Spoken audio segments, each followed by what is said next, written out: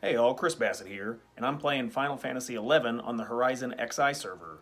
I'm going to show you how I beat Matt for my level 70 limit break on Red Mage. Let's get into it. For equipment, I'm really going to recommend that you stack intelligence gear since we're going to be using nukes. The enfeebling and elemental torque will help with that, as well as the dark staff for sleeps and the wind staff for gravity, silence, and arrow 3. Super critical on those. I recommend you try this at level 69 when you have arrow 3 available, and it's really important to skill up your elemental magic skill and enfeebling magic skill to close to cap. Stick around to the end of the video and I'll show you where to do that at. So once you have your Red Mage's testimony, I'll show you where to get that at the end of the video. It has 3 uses. Go ahead and trade it to Matt and then you'll be warped to the battlefield. Since I've already done the fight, I gotta walk there manually, so I'll see you there in a second. Also, if you're really struggling, fight him on Wednesday. You'll get your enfeebles and arrow to stick better. The fight is in the Wagroon Shrine at the top of the Palboro Mines. Go ahead and trade your Red Mage testimony, and you'll be ready to fight. Also, added precautions, you could bring some intelligence food, like melon pies, some ethers, or other high potions if you feel like you need it. I didn't need any of that stuff. I used a melon pie to raise my intelligence by 5 just to help. So as you want to prep, you want to rush the circle first. You don't want Matt to put up any buffs like protect or shell or any of that stuff. So you want to hurry up, run up to him, and sleep him. Sleep 2 lasts 90 seconds if unresisted. Sleep 1 is a 60-second spell. So I've been using Sleep 2, put him to sleep. You can read the log, and then you can go ahead and start to buff up afterwards. Your most important buffs are going to be Refresh, obviously, keep your mana topped off. Blink, because the shadows absorb any damages, and then Stone Skin. Don't forget to macro in Mind Gear to make your Stone Skin stronger. Now that you're buffed up, it's super critical to keep silence on Matt at all times. Since he's a red mage, he's going to be casting all sorts of spells, and you want to keep him silenced. So macro in your wind staff for silence and gravity, and then your arrow 3, and then your black staff for sleep. So you want to make sure that silence is on Matt, gravity is on Matt, and then you can go ahead and watch the timer on your sleep, and then nuke with arrow 3. If unresisted, you'll be doing 300 to 400 damage. And basically, since gravity's on him, he'll run at you very slowly. You'll just put him to sleep and repeat. Get some distance from him. If he's silenced, gravitied, and sleep, he's basically harmless. So keep your buffs up. You don't want to lose Blink or Stone Skin. So watch that timer. Rest your MP in between arrow 3 casts. Keep it topped off. So it's going to take roughly 5 to 6 arrows to kill him. He will chain spell when he hits below 50% health. So just keep an eye for that and make sure he's silenced during that time. There was a fight where he was unsilenced and he hit chain spell and immediately started Cure 4 spamming himself. So I had to throw silence on him real quick. It just made the fight last longer. Since this fight has a 10-minute timer, you've got some time, but you don't want to be in here, all night long. So there again, arrow 4, and then sleep him right afterwards, and then you're just watching to make sure that, your buffs stay up and his buffs, or his debuffs stay up. So I do recommend taking a knee and resting your MP in between sleeps. So unresisted sleep 2 is 90 seconds. You can get a couple of ticks of mana back. I'm going to show you here in a second, if you want to see some of the macros of how I gear change, I'm going to zoom in. That box on the lower right-hand corner kind of shows the gear swapping. So when I cast, Silence, for example, I put on the Wind Staff and any other enfeebling gear to get the debuff to stick. You don't need a Vermilion Cloak. It just helps with the mana restoration, but really your artifact gear is perfectly fine.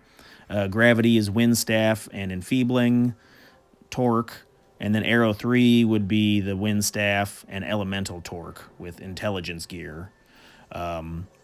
In Horizon, you can like lock your appearance, and that way you don't see all the gear swaps and you don't blink in and out. It's fun to use, but there again, just keeping all the buffs on. Gravity, silence is the most important. Gravity second, and then you can paralyze or slow him if you want to. I didn't really find it that useful since we're keeping distance. He doesn't. That's not really a problem. Towards the end of the fight, I did convert, so that can be a little dangerous. Just make sure your blink and stone skin are up before you convert.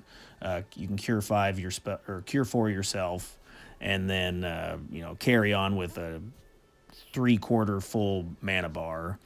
So I'm watching the log. I know his health is getting low, so I'm just keeping an eye for chain spell. And when I see it go off, I'm gonna sleep him and then just wait it out. I think it's 30 seconds. So if you catch him during a chain spell, as long as he's silenced, here you go. This dialogue right now where he says he's warming up, that means he's gonna chain spell. So, and you can see Matt uses chain spell. So as long as he's silenced, he's harmless. Otherwise, he could cause some trouble. So just sleep him and then wait, and you'll be able to see in the log that chain spell effect wears off. If you want to at that time, I countered with my own chain spell and nuke him down real fast. So I'm going to keep putting buffs up. So here I'm just waiting on the chain spell effect to wear off, and I know my magic's getting low, so I'm going to plan on converting and then cure 4 myself.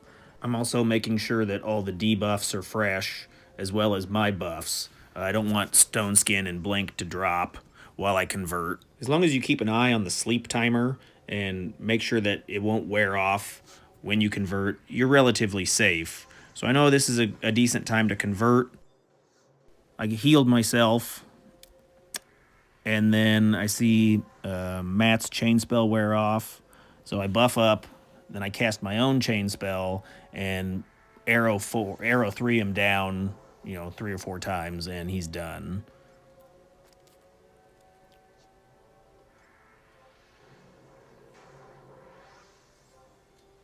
Like I said, that's probably unnecessary. I didn't need to do that, but why not? So I feel pretty proud of myself. I beat up an old man, and now I can advance to level 75. So I went over to Kuftoff Tunnel and skilled up my elemental magic skill on worms.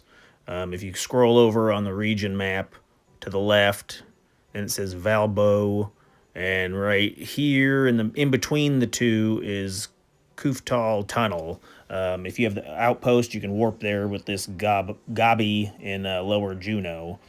So you are going to struggle because in most cases, your experienced parties, Red Mage doesn't really nuke. It's a support character. It heals a lot. It hastes and refreshes towards the later levels. Early levels, it's okay to do that stuff, but I think my elemental skill was at like 50 or 60. So I have the outpost warp. If you don't, you have to walk all the way over here through all the tunnels and through the desert. But this stuff is aggressive to a level 69 player.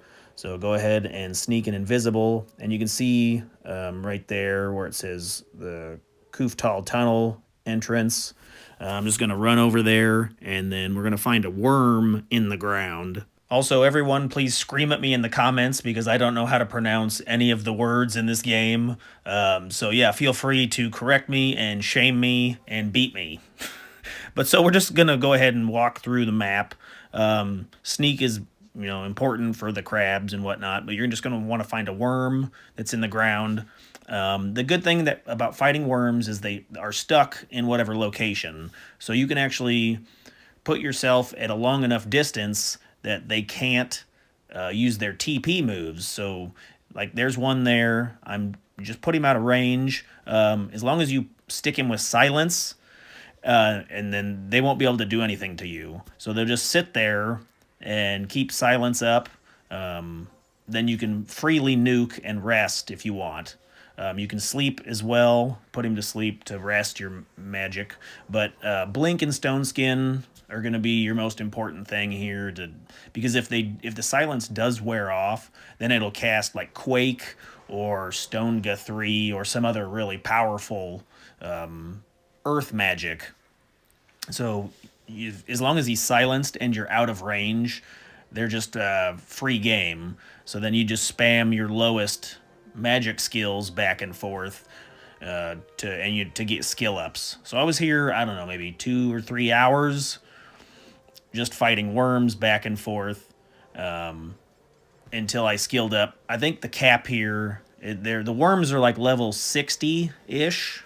So you're going to cap out your elemental at like 195. So when you get up around that, you're probably close to cap. And then that's good enough for the Maat Fight anyway. Alrighty, now to solo your Red Mage testimony. If you haven't used your sword in a while, I would recommend skilling up in a lower level area.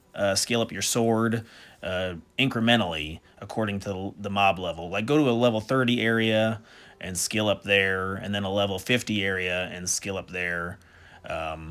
Just because when we fight these pots, we're going to be meleeing them. So go to the El Shamo Uplands, if I'm pronouncing that right. I don't know. But you're going to want to go to the temple, and there's 2 pot spawns on map number 5.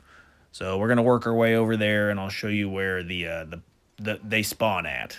So here's the map, and then we're going to go to the Temple of Ugalepe. So head that direction, and you got to use invisible a couple times to get through some of the walls. But I'm going to fast forward, and I'll show you where to go. So there are monsters down here that aggro to magic. Just be careful of that. But once you zone in, we're going to see where it says Yoder Jungle 1 and Yoder Jungle 4. We're going to go up to the 4. So you're going to take yourself around the corner. The bees are aggro to sight, and make your way to the 4, and then you're going to zone back out. Once you zone out, go up and around from 4 to 5 on the map. It's basically like you'll pull a U-turn to the right, so go out this door, pull a U-turn to the right, and back in here. So once you're in here, I'd get ready to melee fight. So Red Mage sword, a shield, your artifact gear works well, any other melee-related equipment or defensive food like tacos. But you're going to be fighting the magic pots that are down here that spawn in each of the corners. So if we look at the map, there's this square shape right here, and there's 2 pop locations. So there's 1 in each corner of this square shape with the white circle. This is a good location because if you get into trouble, you can just zone back out the other way. If there's multiple people down here, you're probably not going to get a pot pop. I came back later after, as you can see, and someone's already been through here killing them all. But there's also some toneberries that are down here. They aggro to invisible. So the pots are usually in the corners right here. So you would just pull the pot back to the top of the stairs and melee it up there. I've got a picture of when I was fighting earlier. And mainly, you're going to want to keep the pot silenced and keep your stone skin up. Those are pretty much the most critical thing. You can see here I did get a Red Mage testimony as well as a coffer key after defeating it. Good luck on your Red Mage fights, everybody. If you'd like to help support the channel at no extra cost to you, I've got a couple of Amazon links. Do your shopping there. It really helps me out. Any other questions or comments, put below. Thanks.